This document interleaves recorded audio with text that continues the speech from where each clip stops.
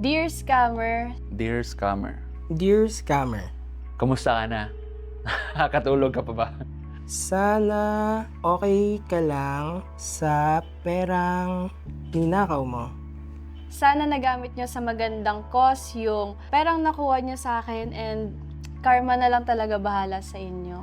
So, naalala ko, sabi niya kasi noon, 100% na investment ko, ang mababalik doon within a year or 9 months ay 50% na yung tubo. So, naniwala ako dahil sa papahiram namin or investa namin ng pera is yung farmers. May tumawag sa akin. So, aware naman ako sa mga phishing scams. Pero kasi itong bank na to, na tumawag sa akin, which called to be the representative daw ng bank, alam niya yung 11 digits ng bank account ko. Na-realize ko na yung kausap ko is such a great emotional engineer. Meron akong scholarship na sinalihan and then saktong-sakto may nag-email sa akin from that specific scholarship. Sinabi niya sa akin na kailangan ko na daw bayaran yung remaining balance. Pag nabayaran ko daw yon, ibabalik daw nila agad sa akin. Tinataranta ka nila para makakuha nila agad yung gusto nila. Na-permit ko yung OTP. Pero sa lawak ng Pilipinas, I guess hindi lang naman ako yung nakaranas nun. Especially no matter kung gaano ang katalinong tao, kapag